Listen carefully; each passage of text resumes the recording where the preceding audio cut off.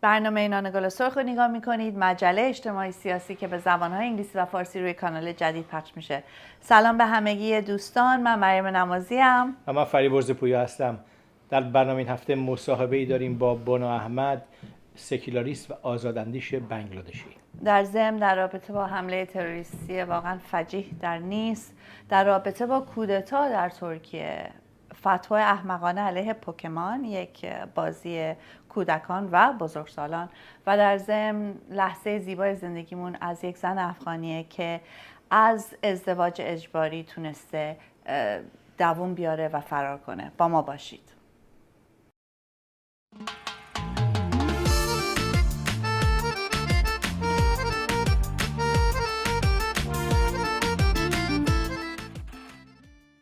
در هفته‌ای که گذشت حمله واقعا فجیح تروریستی علیه شهر نیس فرانسه رو دیدیم و واقعا اسفناکه وقتی داستان‌های بچه‌هایی که کشته شدن، آدمایی که فقط رفته بودن برای روز بستیل خیلی خوشگذرانی کنن و تعدادشون همینجوری به طور خیلی فجیعی کشته شدن.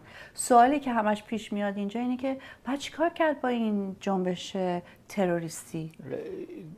در واقع پاسخ‌های متفاوتی میدن. رؤسای جمهوری اسلامی تو ایران میگن خب این همون نتیجهش اینه که خودتون این کارو کردین، بیان از ما دفاع کنین، یا اینکه سعی میکنن سیاست‌های خودشون رو پیش ببرن. ولی واقعیتش اینه که این نتیجه جنبش اسلام سیاسیه. در جریانات دست راستی شروع میکنن به پناهنده حمله کردن و مهاجرین.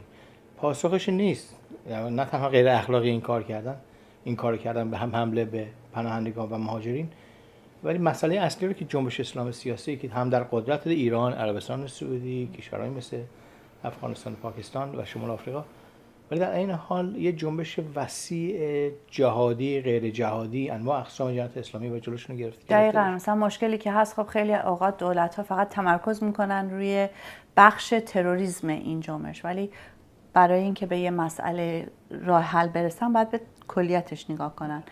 ترکیه هم خب ما میدونیم که یه کودتا اخیراً شده و خب واقعاً میبینیم دولت اردوغان با چه وحشیگری شروع کرده حمله کردن به تمام اپوزیسیون خودش. هزاران نفر رو بازداشت کرده، از وکلا گرفته تا قاضیان گرفته تا ژورنالیستا گرفته، هر کی تو ارتش که باش مخالفه همجوری گرفته و داره حتی تهدید به اعدام میکنه. دقیقاً. پس آوردن اعدام‌های سیاسی در واقع یکی از عقبگرد برای جامعه ترکی و بعد جلوش گرفته بشه. کشورهای اروپایی نمیتونن فقط بیان مطرح بکنن بگن که خب ما از دولت منتخب مردم و دموکراسی میخوایم دفاع کنیم و از کودتای نظامی دفاع نمی‌کنیم و دست اردوغان رو دارن باز میکنن که جامعه رو به عقب ببره و اون پروژه حاکم کردن جناح راست اسلام سیاسی رو توی ترکیه به سرانجام برسونه. دنیا باید در برابر این مقاومت کنه، مخالفت با اعدام ها رو اعلام کنه و در واقع جلوی این عقبگرد تو جامعه ترکیه رو بتونن بگیرن.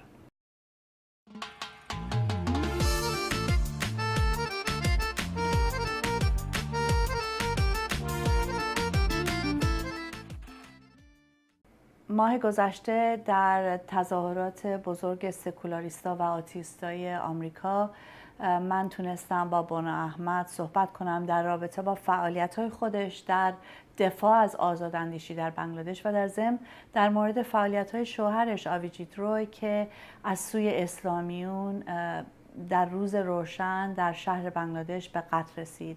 خود بنام یه بخش از دست و انگشتاشو از دست داد در این حمله و ضربات خیلی عمیقی به سر و بدنش هم صورت گرفت. یه مسابقه هست که خیلی شخصی هم هست و اولین بار این صحبت ها رو میکنه. حتما با ما باشید و این مسابقه رو بشنوید. Bana Ahmed, it is a great pleasure to have you on our program. I wanted to ask you what you were doing here in Washington, D.C. at the recent rally just recently. Thank you very much. It's so nice to meet you, Mariam. Let me thank you first. And we have missed each other so many times. And, what a loving, great person you are behind that feisty Mariam Namazi. Oh my gosh. Thanks. Now you're making me blush. Oh no, you are. And see, you blush too. That's so nice to see you. There you go. It looks like, and we all know, the awareness about the rest of the world is much higher in Europe.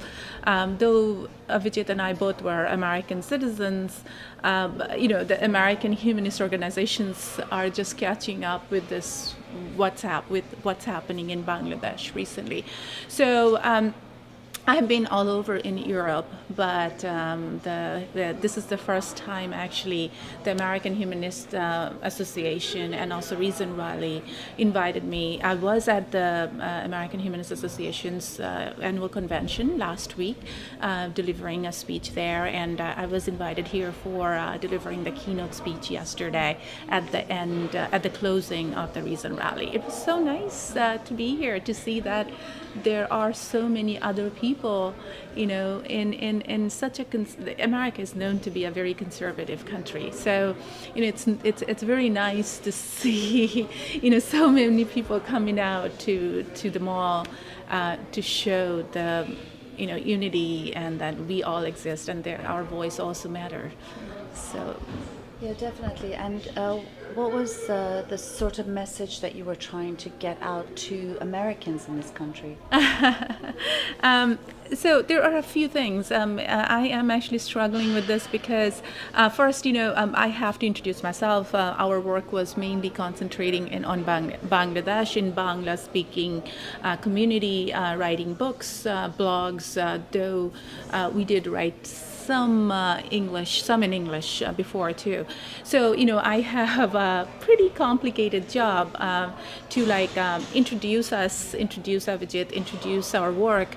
And on top of it, you have to introduce Bangladesh too, because, very few people really know about Bangladesh, other than most probably hearing bad news, something happened with the garments workers or cyclone or flooding.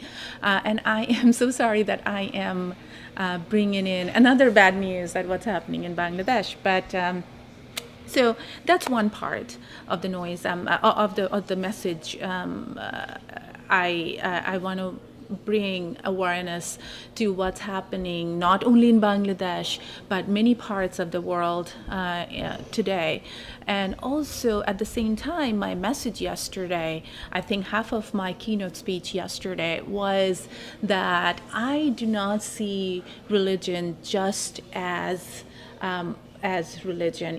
This is what I tried to say yesterday, that religion is just one part of the puzzle. It's a big puzzle.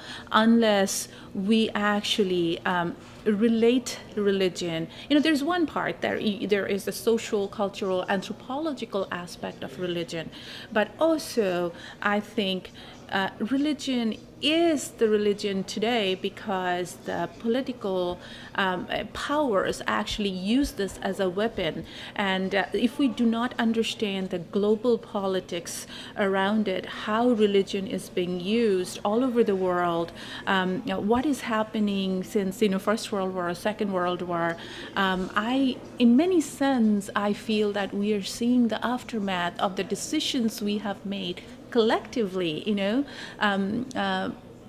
for 100 or more than 100 years since the colonial world ended, and then this new imperialistic world started with, the Cold War, the superpowers, the oil, the economic decisions we are making based on, getting the control over the world resources and world markets.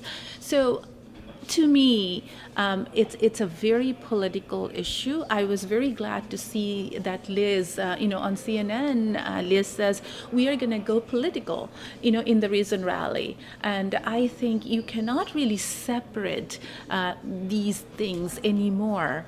as humanist, if you are really claiming yourself to be a humanist, that you read, you want to know, you want to have the knowledge, you want to see the people from the world from scientific perspective, with reason and understanding and knowledge, then you should be able to get a bigger picture. And also, just saying that religion is the only problem. It is a problem. I'm not saying it's not a problem. It is a problem. But also, if we don't connect them, we say the part of the story. So that's the message that I would like, to give. And that's I myself also want to do work on that, do some research work on that. One of the things about you is that, I mean, the minute I saw you, and I think the minute anyone sees you for 5 minutes or so, you're immediately seen as someone very strong and also someone who's a bit of a troublemaker. That's what one of the security guards was saying about you. And you asked, how did you know that? Because you've only seen me. I just give the vibe. So, how do you perceive yourself? Oh my gosh, Abhijit would have had so much fun with this, especially, my friend Snigdha was here. We have been friends for 30 years, since the 3rd grade. And they would love to answer that question. I wish Abhijit was here, like with that wit and sarcasm and that face and that, oh my gosh, I would be crushed by now. How do I see myself? Do you see yourself as a troublemaker and someone who's strong and feisty? Oh my gosh, I would like to identify myself as strong, but this is strange. There are a few conceptions about strong women in our society, right? Or women as a whole. Like if you're a woman, you are mourning, you are sad, you are supposed to cry, you are supposed to have tears. But why would I have tears in front of hundreds of people? I am not victimizing myself. I am not asking for sympathy. You can stand with me, you can stand by me, but I am not asking for sympathy. But at the deep down, this is what I said actually at the BHA, that I am not claiming that by denying supernatural power, I have become a superwoman, that I don't cry. I am not sad. I cry a lot. I have my insecurities. I have my fear. I have my limitations, and I think that makes us a human being.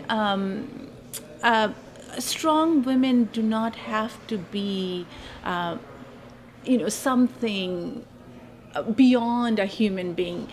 We can be strong and we can be a normal human being and a woman. I think I would identify myself as 100% woman. I am proud of it. We don't need to, go back to that version of feminism when you needed to be a man to be strong. A woman can be a woman and can be very strong and can be equal to a man. So, sorry, I just went on a rant, but and about troublemaking, I don't know. I normally do what I like to do. I have said this in the past, that I don't like, family, society, state, to define me, to limit me. I think I do have the courage to do what I want to do, what I like to do. And if that's called troublemaking, so be it, I mean, given all the things that you have gone through, and I just wonder sometimes how you manage to keep your sanity. You are going to ask me all the hard questions, right? It's so much easier to answer the other, the questions about, what happened and other things. These are actually very hard questions. Um, I don't know if I'm sane yet. I do fall every few months. I have these aftershocks.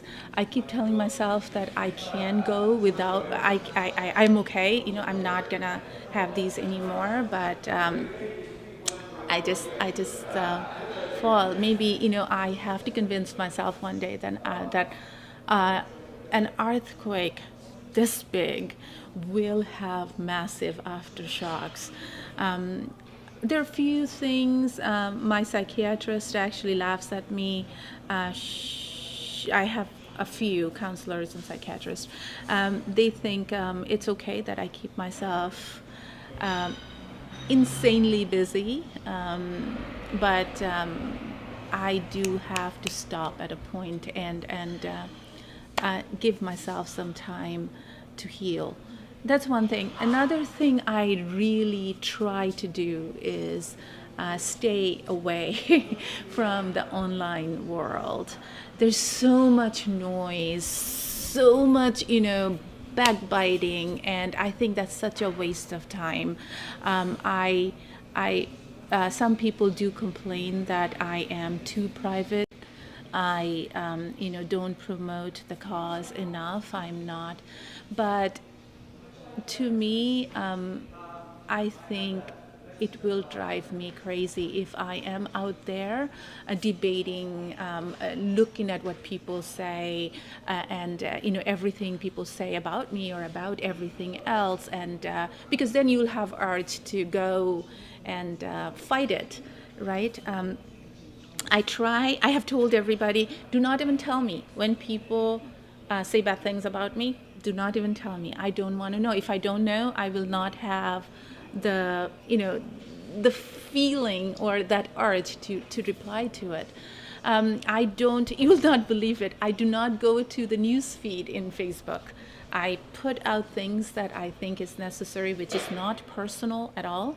And I think I can get my news from somewhere else. There are other sources that I can get my news from. So I guess that's it, and lots of reading. I have tried many different things to calm myself down, but nothing else works. Nothing else works. You call it meditation, you call it, calming down, you call it anything. Reading is the only thing that actually gives me sanity. What do you think about this thing of very often being introduced as Avijit's wife or widow? When you're obviously such a strong person in your own right, you wrote and you were instrumental in Muktamuna as well. You've written your own book, and so on and so forth. And obviously the respect Avijit also had for you, and your strength. How does that sometimes make you feel, having that sort of label? As long as I am identified as an independent person, as Avijit used to adore about me, he has written about it in many places, that what he likes the most about me is me being an independent, strong person. I used to get mad at him every time he said, "Oh, I don't have to think about you. You can take care of yourself." But that's a different story. I don't mind if people show me as a person. They identify me as an individual, and then they say I am Avijit's widow. I'm pretty happy to be associated with Avijit, but that's not my only identity. Tell us a bit about Avijit's personality, because you have mentioned that he's goofy. He was goofy, and his really close relationship with your daughter. Yes.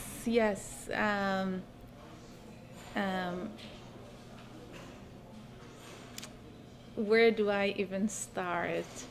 He was. Every time I think what I had for last 13 years, is it makes me tear up. I don't want to say he was a superhuman, I don't want to put him on a pedestal. I don't want to make him a god. That's the last thing I want to do. I would say we had our fair share of problems in a relationship, in our romantic relationship.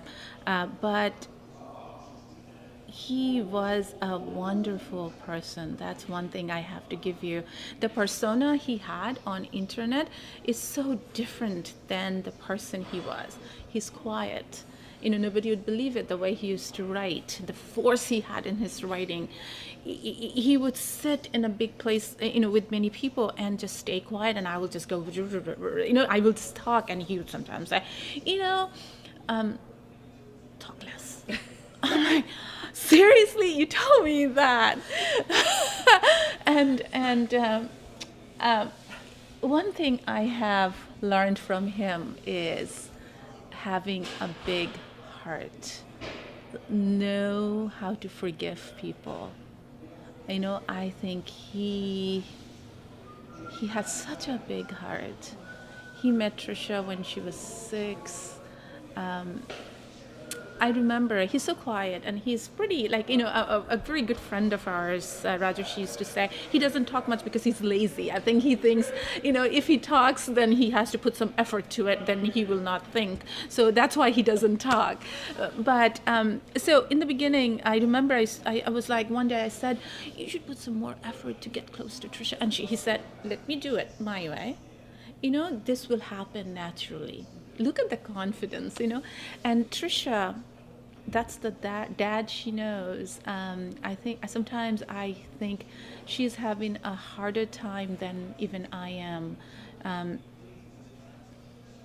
We moved into a new place last weekend, and she sits on the sofa, and first thing, she tears up.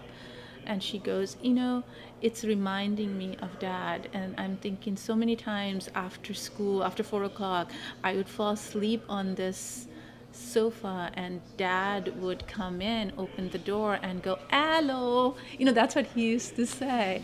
And every time I lie down on this sofa, I think about him. 2 weeks after, I was still in the ICU, Trisha goes, Mom, you have to learn to be Dad and you at the same time. I come to you when I need help, but I went to Dad when I needed someone to just listen. When someone will not give me a solution, I just listen to me.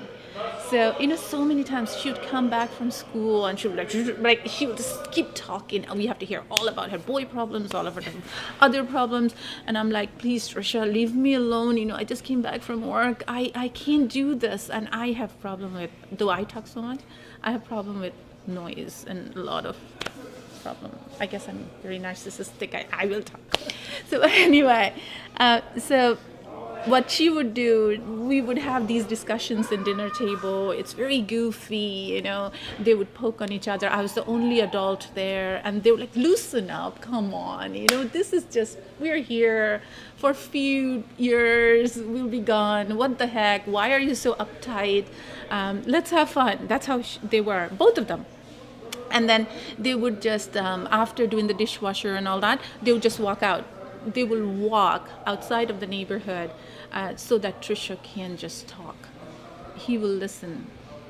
So she would call him every time she needed to talk about a boy, about her emotional issues, about, those kind of teenager things. So he was such a big influence on her. You have to stop me, because if I start talking about my 13 years with Avijit, it will be hard for me to stop. But I have to tell you that he taught me how to have a big heart, and how to calm down and see the world in a bigger perspective. As a final question about coping, people will say sometimes when they have this sort of tragedy in their lives, they might turn to God. Yes. Obviously that hasn't happened to you. No. But how do you cope? That's funny. I wrote about it, actually. Every time I get into a situation, I have never been to a situation like this, comparable to this one, but this is what I did. In the ICU, I thought, this is a random universe, we are here by chance. There is nothing, there is no design, there is nothing which is looking over me. So I looked at I calculated the probability of happening this to someone. I literally did. I thought about this, look at these, like at that time, the ISIS was taking all the Yazidi girls as sex slaves, last year, March, April. And I kept thinking, oh my gosh, if that can happen to that girl who has no way out, who has no other platform, she has to live as a sex slave to these people for the rest of her life. She doesn't know when or ever she will get out. She has to be braver than me. If it can happen to millions of people, it can happen to hundreds of thousands of Syrians, Yazidis, the sex slaves, the sex trafficked women all over the world, men, it's the amount of indiscrimination, violence, poverty all over the world. It can also happen to me. I don't ask the question, what was my sin? Why me? I have seen people going nuts over thinking, why me? Why was I punished? I don't have that question. I think that is a very big thing. I think that keeps me sane, that because I never think, why me? Why God, why were you so mean to me? What did I do? Was there something wrong that I did? I'm getting punished for how my afterlife is going to be. I have none of those questions. And when I look at this random world and all the things going on, first thing I feel is it can happen to me as well. Millions of people coped with it, are coping with it, and I should be able to do that as well. It's hard. I break down. I have my moments, but that gives me strength. Thank you, you wonderful, lovely woman. Thank you so much, Mariam. امیدوارم از مصاحبه بانو احمد خوشتون اومده باشه. واقعا یک شیرزنیه، کسیه که خیلی چیزا رو از زندگیش از دست داده، در زندگیش از دست داده به خاطر دفاعش از آزاداندیشی، از سکولاریسم، از انسانیت. و به نظرم انسان‌هایی مثل بانو احمد رو باید هممون در آغوشمون بگیریم و ازشون سرسختانه دفاع کنیم. آسیا، خاورمیانه و شمال آفریقا پر از این شخصیت‌های قوی، با استقامت، روشنفکر که دهه‌ها هست که دارن مبارزه میکنن برای آزاداندیشی، برای سکولاریسم، برای زندگی بهتر. دنیا باید اینا رو به رسمیت بشناسه. دنیا باید رهبری اینا رو متوجه بشه چقدر ارزشمنده. اینا در صف اول مبارزه با جنایت اسلامی و مذهبی هستن. باید ازشون دفاع کرد و نقششون رو توی تعیین آینده جامعه بشر رو به رسمیت شناخت.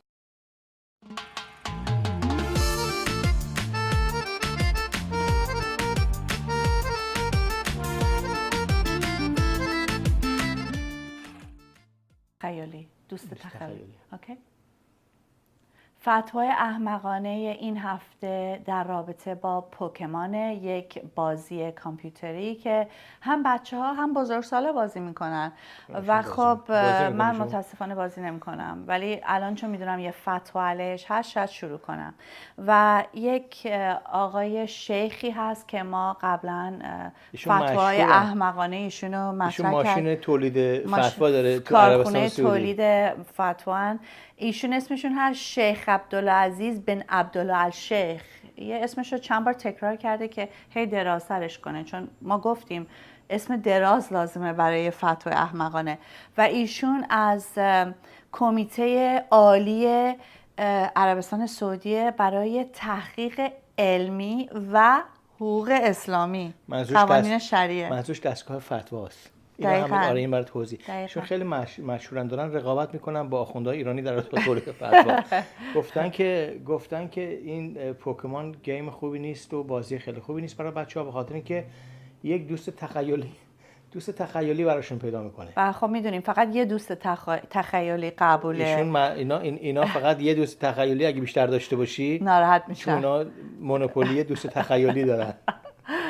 و خب الان خودتون شنیدین، یعنی تحقیقات علمی شده در رابطه با پوکمان، ضد اسلامیه و نباید بازی کرد. دوست تخیلی نداشته باشی اصلا بهتره. بهتر از همه چی همونه.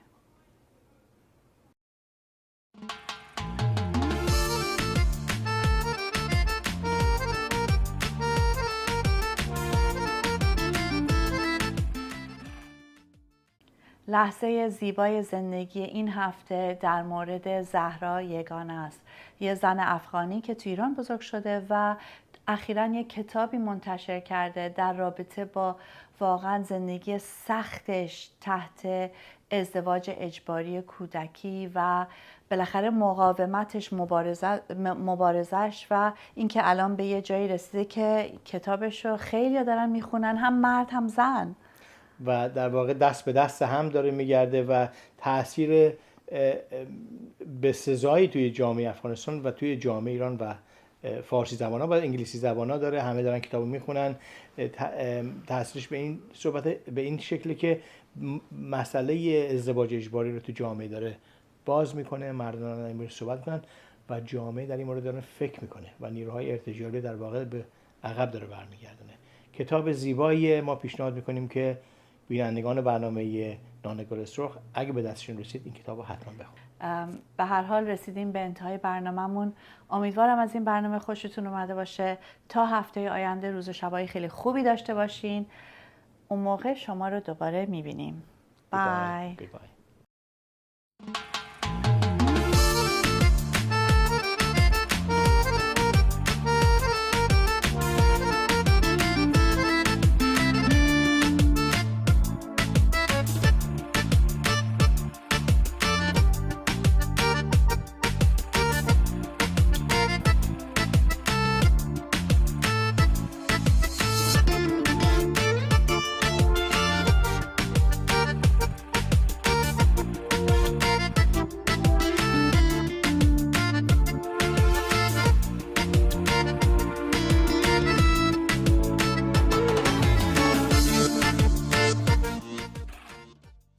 Hi, I'm مریم نمازی. And I'm فریبرز پویا.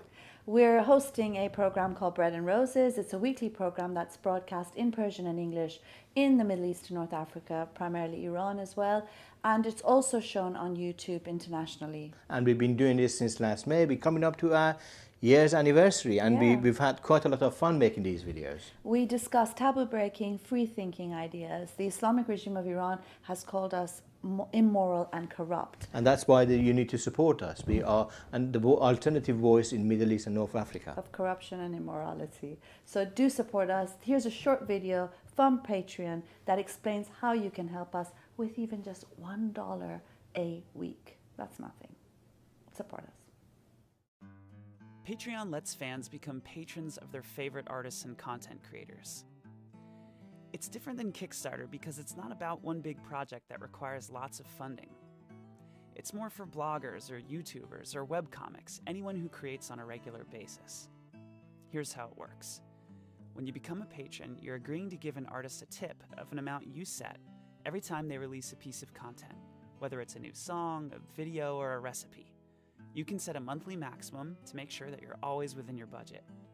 Choose an amount, enter your payment information, and you're done.